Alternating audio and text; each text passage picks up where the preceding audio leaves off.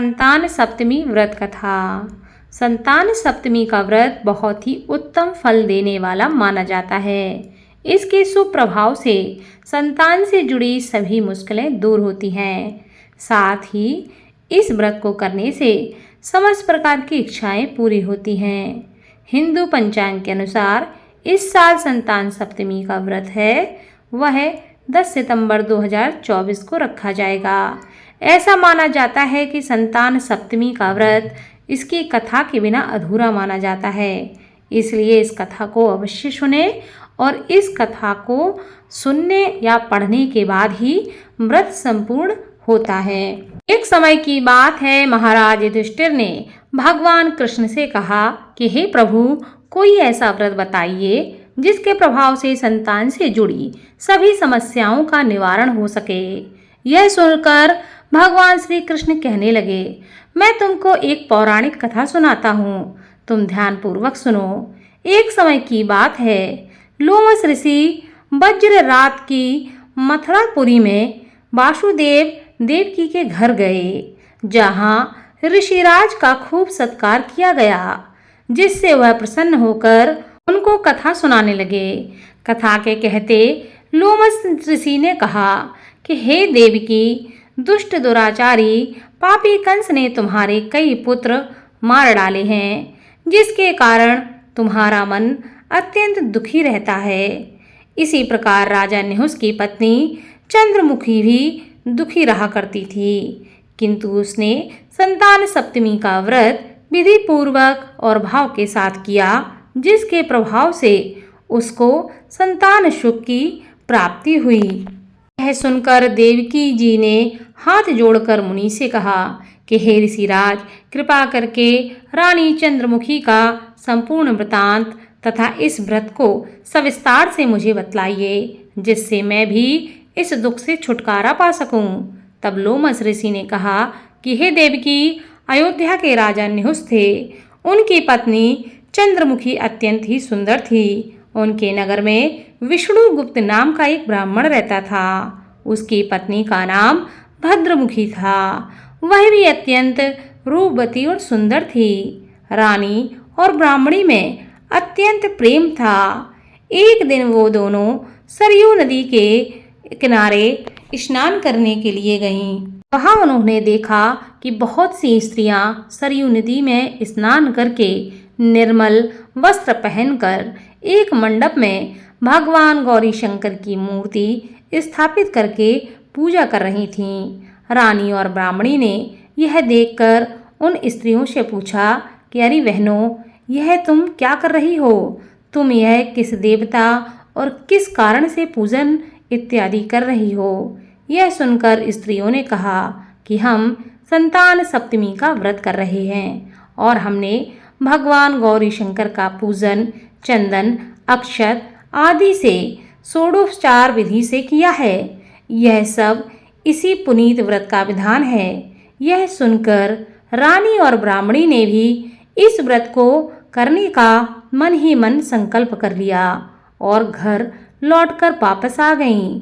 ब्राह्मणी भद्र ने इस व्रत को नियम पूर्वक किया, किंतु रानी चंद्रमुखी राजमद के कारण कभी इस व्रत को करती और कभी नहीं करती, कभी भूल हो जाती। कुछ समय बाद दोनों मृत्यु को प्राप्त हो गईं। दूसरे जन्म में रानी बंदरिया और ब्राह्मणी ने मुर्गी की योनि प्राप्त की। ब्राह्मणी मुर्गी की योनि में भी कुछ नहीं भूली और भगवान शंकर तथा माँ पार्वती का ध्यान करती रही। उधर रानी बंदरिया की योनि में सब कुछ भूल गई। थोड़े समय के बाद दोनों ने यह देह भी त्याग दी। अब उनका तीसरा जन्म मनुष्य योनि में हुआ। उस ब्राह्मणी ने एक ब्राह्मणी के यहाँ कन्या के रूप में जन्म लिया। उस ब्राह्मण कन्या का नाम भूषण देवी रखा गया तथा विवाह गोकुल निवासी अग्निशील ब्राह्मण से कर दिया। भूषण देवी इतनी सुंदर थीं कि वह आभूषण रहित होते हुए भी अत्यंत सुंदर लगती थीं। कामदेव की पत्नी रति भी उनके सम्मुख लजाती थी। भूषण देवी के अत्यंत सुंदर सर्वगुण संपन्न चंद्रमा के समान धर्मवीर कर्मनिष्ठ सुशील स्वभाव वाले 8 पुत्र उत्पन्न हुए। यह सब भोलेनाथ के व्रत का ही फल था। दूसरी ओर शिव विमुख रानी के गर्भ से कोई भी पुत्र उत्पन्न नहीं हुआ। वह निसंतान दुखी रहने लगी। रानी और ब्राह्मणी में जो प्रीति पहले जन्म में थी वह अब भी बनी रही। रानी जब वृद्ध अवस्था को प्राप्त होने लगी तब उसे एक गूंगा बहरा तथा बुद्धिहीन अल्पायु वाला पुत्र प्राप्त हुआ। वह 9 वर्ष की आयु में इस संसार को छोड़कर चला गया। अब तो रानी पुत्र शोक में अत्यंत दुखी रहकर व्याकुल रहने लगी। दैवयोग से भूषण देवी ब्राह्मणी रानी के यहाँ अपने पुत्रों को लेकर पहुँचती है। रानी का हाल सुनकर उसे बड़ा ही दुख हुआ, किंतु इसमें किसी का क्या बस है। कर्म और प्रारब्ध के लिखे को स्वयं ब्रह्मा भी नहीं मिटा सकते। रानी कर्मच्युत भी थी, इसी कारण उसे दुख भोगना पड़ा। इधर रानी पंडितानी के इस वैभव और 8 पुत्रों को देखकर उससे मन में ईर्ष्या करने लगी तथा उसके मन में पाप उत्पन्न हो गया। उस ब्राह्मणी ने रानी का संताप दूर करके निमित्त अपने 8 पुत्र रानी के पास छोड़ दिए। रानी ने पाप के वशीभूत होकर उन ब्राह्मणी के 8 पुत्रों की हत्या करने का विचार करके लड्डू में विष मिलाकर उनको खिला दिए। लेकिन भगवान शिव की कृपा से एक भी बालक की मृत्यु नहीं हुई। यह देखकर तो रानी अत्यंत ही चकित हो गई और इस रहस्य का पता लगाने के लिए उसने मन में ठान ली। भगवान शिव की पूजा से निर्वित होकर जब भूषण देवी आई तो रानी ने उससे कहा कि मैंने तुम्हारे पुत्रों को मारने के लिए उनको जहर मिलाकर लड्डू खिला दिए थे, किंतु इनमें से एक भी पुत्र नहीं मरा। ऐसा कौन सा दान तुमने किया है, कौन सा मंत्र तुमने किया है, यह मुझे बताओ, जिसके कारण तुम्हारे यह पुत्र नहीं मरे और तू नित नए सुख को भोग रही है। तेरा बड़ा सौभाग्य है।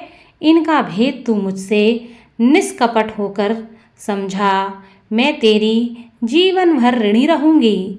रानी के ऐसे दीन वचन सुनकर भूषण ब्राह्मणी कहने लगी, सुनो, तुमको 3 जन्म का हाल कहती हूँ, सो ध्यान पूर्वक सुनना। पहले जन्म में तुम राजा निहुष की पत्नी थी और तुम्हारा नाम चंद्रमुखी था। मेरा नाम भद्रमुखी था और ब्राह्मणी थी। तुम अयोध्या में रहते थे और मेरी तुम्हारी बड़ी प्रीति थी।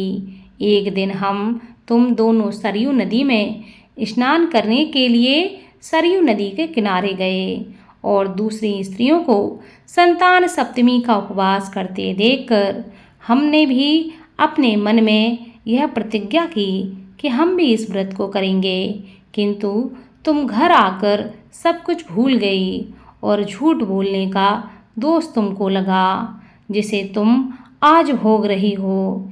मैंने इस व्रत को आचार विचार सहित नियम पूर्वक सदैव किया और आज भी करती हूँ। दूसरे जन्म में तुमने बंदरिया का जन्म लिया तथा मुझे मुर्गी की योनि मिली। भगवान शंकर की कृपा से इस व्रत के प्रभाव तथा भगवान को इस जन्म में भी न भूली और निरंतर इस व्रत को नियम अनुसार करती रही। तुम अपने बंदरिया के जन्म में भी सब कुछ भूल गई थी।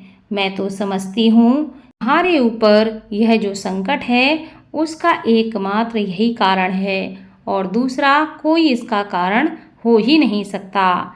इसलिए मैं तो कहती हूँ कि अब तुम संतान सप्तमी को व्रत विधि विधान के साथ करो, जिससे तुम्हारा यह संकट दूर हो जाए। लोमस ऋषि ने कहा कि हे देवकी, भूषण ब्राह्मणी के मुख से अपने पूर्व जन्म की कथा तथा संकल्प इत्यादि सुनकर रानी को पुरानी बातें याद आ गईं और पश्चाताप करने लगी तथा भूषण ब्राह्मणी के चरणों में पड़कर क्षमा याचना करने लगी और भगवान शंकर पार्वती जी की अपार महिमा के गीत गाने लगी। उस दिन से रानी ने नियम अनुसार संतान सप्तमी का व्रत किया, जिसके प्रभाव से रानी को संतान सुख प्राप्त हुआ और संपूर्ण सुख भोग कर अंत में रानी शिवलोक को गई। भगवान शंकर के व्रत का ऐसा प्रभाव है कि पथभ्रष्ट मनुष्य भी अपने पथ पर अग्रसर हो जाता है और अनंत ऐश्वर्य भोग कर मोक्ष प्राप्त करता है। लोमस ऋषि ने फिर कहा कि हे देवकी, इसलिए मैं तुमसे भी कहता हूँ कि तुम भी इस व्रत को संकल्प के साथ करो, तुमको भी संतान सुख की प्राप्ति होगी। इतनी कथा सुनकर देवकी हाथ जोड़कर लोमस ऋषि से पूछने लगी कि हे ऋषिराज, मैं इस पुनीत उपवास को अवश्य करूँगी, किंतु आप इस कल्याणकारी संतान सुख को देने वाले इस व्रत का नियम और विधि सविस्तार मुझे बताएं। यह सुनकर ऋषि कहने लगे कि हे देवकी, यह पुनीत उपवास भादों के महीने में शुक्ल पक्ष की 10वीं के दिन किया जाता है। उस दिन ब्रह्म मुहूर्त में उठकर किसी नदी अथवा कुएं के पवित्र जल से स्नान करके निर्मल वस्त्र पहनने चाहिए। भगवान शिव शंकर माँ गौरी का पूजन अर्चन करना चाहिए। उस दिन भगवान शंकर माँ गौरी की मूर्ति स्थापित करें। इसके बाद एक रेशम का धागा या चांदी का कड़ा जिसमें 7 गांठें लगी हों या 7 डंडे बने हों, इस गड़े को धूप दीप अष्टगंध से पूजन करके अपने हाथ में बांधें। भगवान शंकर से कामना करें और प्रार्थना करें। तदंतर 7 पुआ बनाकर भगवान शिव को भोग लगावें और 7 ही पुत्र एवं यथाशक्ति सोने अथवा चांदी की अंगूठी बनाकर इन सबको एक तांबे के पात्र में रखकर षोडोपचार विधि से पूजन करके किसी सदाचारी धर्मनिष्ठ ब्राह्मण को दान दे देवें। इसके पश्चात 7 पुआ स्वयं प्रसाद के रूप में ग्रहण करें। इस प्रकार इस व्रत का पारण करना चाहिए।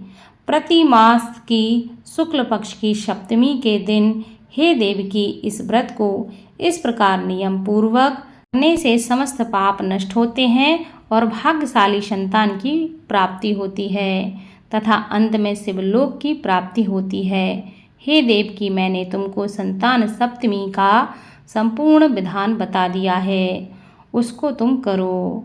उसको अब तुम विधि पूर्वक करो, जिससे तुमको उत्तम संतान की प्राप्ति होगी। इतनी कथा कहकर भगवान आनंद कंद श्री कृष्ण ने युधिष्ठिर से कहा कि श्री लोमस ऋषि इस प्रकार हमारी माता को शिक्षा देकर चले गए।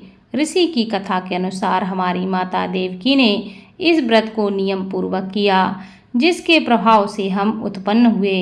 यह व्रत विशेष रूप से स्त्रियों के लिए कल्याणकारी है, परंतु पुरुषों को भी समान रूप से कल्याणदायक है।